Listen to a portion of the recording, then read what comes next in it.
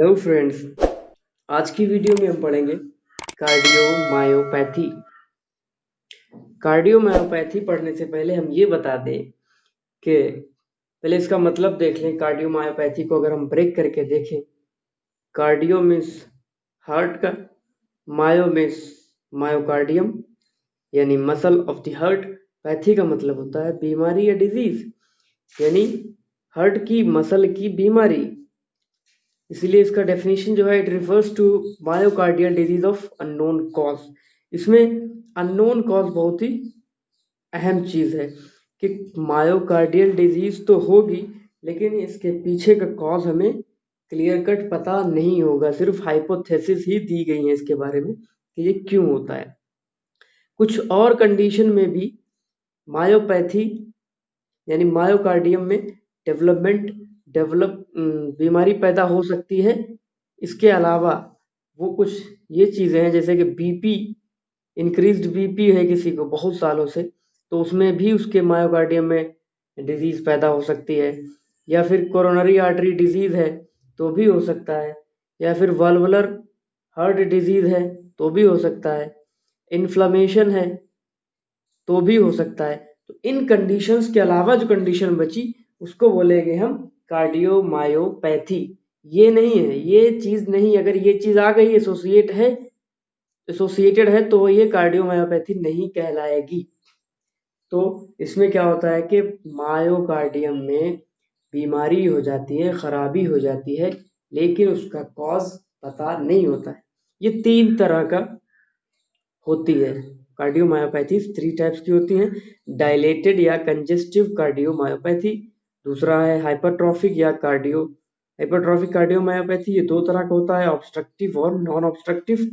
तीसरा है restrictive cardiomyopathy. अब हम पहला देखेंगे डायलेटेड कार्डियोमायोपैथी। इसका दूसरा नाम है कंजेस्टिव। अभी समझ में आएगा कि कंजेस्टिव इसको क्यों बोला जा रहा है। कंजेस्टिव कार्डियोमायोपैथी, इसमें क्या होता है, डायलेटेड नाम से पता चल रहा है कि इसमें डायलिटेशन हो रहा होगा। तो बिल्कुल सारे चैम्बर्स सारे चारों चैम्बर्स हैं उनमें डायलिटेशन होता है, और उसमें स्लोली प्रोग्रेसिव कार्डियक फेलियर भी होता है। साथ ही साथ में डायलिटेशन के क्या होगा, धीरे धीरे धीरे धीरे उसके हार्ट का फेल होने का चांस बनता चला जाता है। धीरे धीरे उसके अंदर कार्डियक फेलियर डेवलप होता चला जाता है।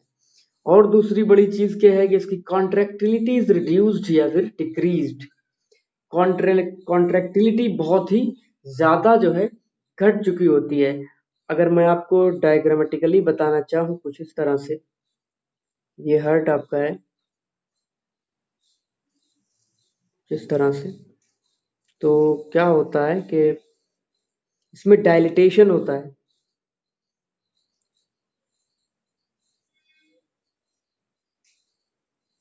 जिसको ल्यूमिना है, ये बीच के जो ल्यूमेंस हैं, चैम्बर्स के अंदर जो स्पेस होता है वो डायलेट कर जाएगा। ठीक है, ये चारों ल्यूमिना है ये डायलेटेड हो जाएंगे। क्या होंगे, डायलेटेड होंगे। इनका जो एरिया है बढ़ जाएगा क्योंकि ये डायलेट होता चला जा रहा है, इसका जो है डायलेटेशन होता जा रहा है। अभी आप इसके जो मॉर्फोलॉजिकल फीचर्स उसमें देखेंगे कि क्या क्या चेंजेस आते हैं, वो भी मैं आपको बताऊंगा। इसमें क्या होता है, इसका ल्यूमेन बहुत ज्यादा बढ़ जाता है। इसमें मैं आपको अगर इसकी जो एक्शन देखूं, किस तरह से इसका जो काम होता है, पैथोफिजियोलॉजी जो होती है वो क्या होती है, इसके डायलिटेशन होने की वजह से जब इसमें ब्लड आता है, ब्लड यहाँ से आ रहा है पूरी बॉडी से और ये लंग से आ रहा है। इसमें आने के बाद ये ब्लड, ये आपकी वॉल्व्स है, ये इसकी वॉल्व्स है, फिर ये ब्लड यहाँ भरा, यहाँ के बाद पूरा इतना डायलेट हो जाता है। इसमें S3 साउंड भी आपको सुनाई देगा। वो इसलिए S3 साउंड कब सुनाई देता है, जब जो रशिंग ऑफ द ब्लड जो होती है वेंट्रिकल्स में, एट्रिया से वेंट्रिकल में बहुत तेजी से जब ब्लड नीचे गिरता है तब वो साउंड सिर्फ सुनाई देता है, और ये पैथोलॉजिक साउंड होता है। तो इसमें S3 साउंड भी सुनाई देगा क्योंकि इसका डायलिटेशन इतना ज्यादा होता है, तो उसमें ब्लड ज्यादा एक्यूमुलेट होता है और बहुत तेजी से गिरता है। और अब होता क्या है, जब यहाँ वेंट्रिकल में ब्लड आ चुका होता है, अब क्या होगा, सिस्टोल होना है। तो सिस्टोल होने के दौरान इसमें कॉन्ट्रैक्शन होगा। कॉन्ट्रैक्शन उतना अच्छा नहीं हो पाता जितना एक नॉर्मल हार्ट में होना चाहिए। ये पूरी तरह से कॉन्ट्रैक्ट नहीं हो पाता है। आप किसी गुब्बारे को बहुत ज्यादा फुला लें, बीच में जो है उसके पानी भरा हुआ, तो उसको कॉन्ट्रैक्ट, वो तो आप बाहर से फोर्सफुली कर देंगे, लेकिन इसमें ऐसा होता है कि आप जब कॉन्ट्रैक्शन जब होता है तो इसका जो वेंट्रिकल्स का ब्लड है वो पूरी तरह से बाहर नहीं जा पाता है। यहाँ कहाँ जाता है? ये जाता है एओर्टा में और ये जाता है पल्मोनरी आर्टरी में। तो यहाँ से जो बाहर ब्लड जाना है इसको एओर्टा में, पूरी तरह से ये नहीं जा पाता। और दूसरी बात, ये जो हमारी वॉल्व्स हैं ये भी पूरी तरह से बंद नहीं हो पाती।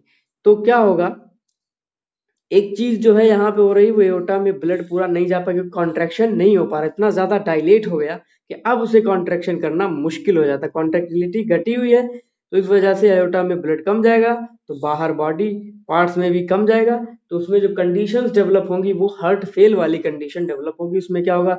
डिस्निया होगा, पेशेंट में क्या होगा? डिस्निया होगा, सांस लेने में तकलीफ होगी उसे, ऑर्थोनिया होगा, इस तरह की कंडीशन उसके अंदर डेवलप होंगी। अगर अब हम इसकी देखेंगे इटियोलॉजी, वैसे तो इटियोलॉजी तो पहले ही हमने पढ़ लिया कि अननोन कॉज है, लेकिन कुछ हाइपोथेसिस दिए गए हैं वो हम पढ़ लेते हैं। अब हम इसकी इटियोलॉजी देखेंगे, कुछ हाइपोथेसिस बनाए गए हैं। नंबर 1 है presence of viral myocarditis. Viral myocarditis का पाया जाना, यानी inflammation in myocardium due to virus.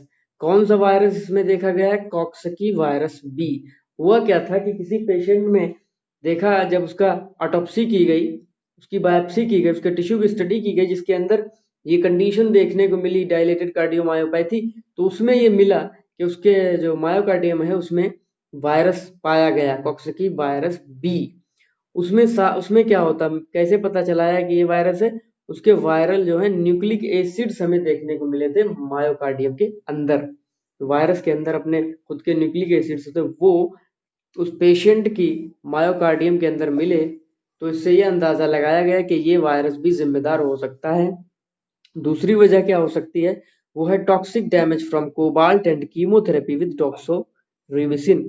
कह रहे हैं कोबाल्ट के साथ, कोबाल्ट की वजह से जो टॉक्सिक डैमेज होता है उसमें भी कार्डियोमायोपैथी हो सकती है, या फिर एक ड्रग है डॉक्सोरिबोसिन, इसकी जब इस्तेमाल कराया जाता है पेशेंट्स पर, तो भी ये कार्डियोमायोपैथी डेवलप करा सकता है।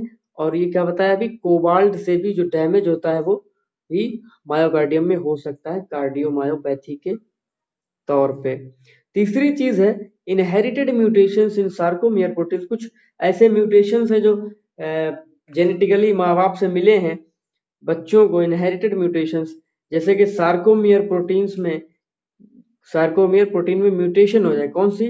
Beta and alpha myosin protein है एक तरह की, इनमें म्यूटेशन हो जाए, या cardiac troponin T and I, troponin T I आपने उसमें पढ़ा होगा, ट्रोपोनिन सी पढ़ा होगा, एक्टिन मायोसिन के साथ एसोसिएटेड रहता है, तो इनमें म्यूटेशन होने पर भी कार्डियोमायोपैथी हो सकता है। एक और चीज बची है, वो है क्रोनिक अल्कोहलिज्म।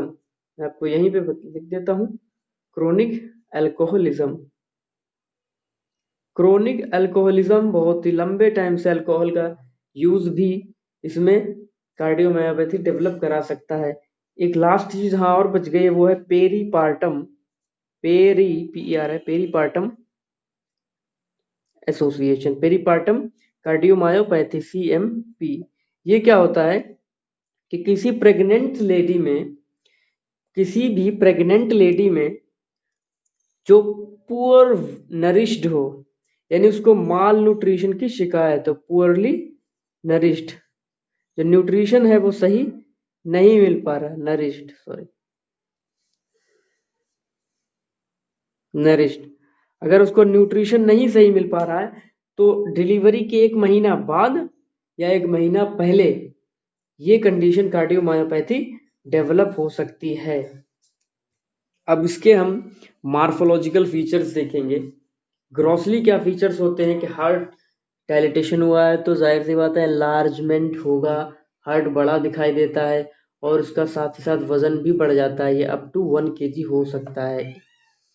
इसका जो अपीयरेंस होगा वो ग्लोब्यूलर हो जाएगा, ग्लोब्यूल जैसा गोल गोल, due to dilatation of all chambers. किस वजह से? क्योंकि इसके जितने भी चैम्बर्स हैं सब में डायलिटेशन होता है, अब चारों तरफ से आप किसी भी चीज की जो चौड़ाई गोलाई है बढ़ क्यों रही, चारों तरफ से जब बढ़ाएंगे जो उसका डायमेंशन बढ़ता चला जाएगा तो क्या होगा, उसका जो अपीयरेंस होगा वो ग्लोबुलर हो जाएगा। फिर क्या होगा, और दूसरी चीज क्या है, तीसरी चीज, एंडोकार्डियम भी थिकेंड होता है, एंडोकार्डियम मोटा हो जाता है। एंडोकार्डियम क्या है, सबसे अंदर की जो लेयर होती है हार्ट की, तीसरी वाली सबसे नीचे की जो लेयर है उसमें थिकनेस आ जाती है।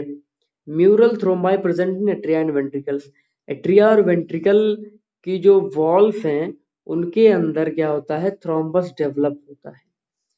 एट्रिया और वेंट्रिकल आप उसकी वॉल्स जानते हैं, जो दीवार है उनकी जो वॉल है उसके अंदर थ्रोम्बस यानी ब्लड क्लॉट भी दिखाई दे सकता है। म्यूरल थ्रोम्बाई, म्यूरल का मतलब होता है वॉल, वॉल में, तो वॉल में ब्लड क्लॉट देखा जा सकता है। माइक्रोस्कोपिकली हमें क्या मिलेगा, हाइपरट्रॉफी ऑफ फ्यू, क्रॉसली का मतलब है आंखों से दिखाई दे सीधा सीधा, माइक्रोस्कोपिकली आंखों से नहीं दिखाई देगा, माइक्रोस्कोप से देखेंगे। Hypertrophy of few myocardial fibres and atrophy of the others.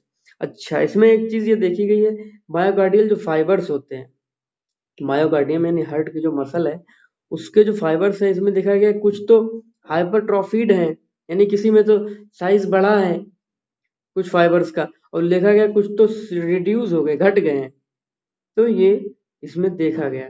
दूसरी चीज क्या देखी गई, इसमें डीजेनरेटिव चेंजेस देखे गए हैं, यानी डीजेनरेशन इसमें देखा गया है, वहां पर डीजेनरेशन होता है। एंड इंटरस्टिशियल फाइब्रोसिस, फाइब्रोसिस भी इसके अंदर मिलेगी, ठीक है। इंटरस्टिशियम में जो इंटरस्टिशियल स्पेस होता है आप जानते होंगे, तो उसमें क्या होगा, फाइबर का डिपोजिशन, फाइब्रोसिस होगी विद इनफिल्ट्रेशन, इनफिल्ट्रेशन के साथ साथ जो इन्फ्लेमेटरी इन्फिल्ट्रेट होते हैं, जो न्यूट्रोफिल होते हैं, मोनोसाइट, ये सब चीजें इकट्ठा होने लगेंगी, तो इसी को हम बोलते हैं इनफिल्ट्रेशन। इसी के साथ हमारा कार्डियोमायोपैथी का पहला टाइप डायलेटेड कार्डियोमायोपैथी पूरा हो जाता है। Thank you.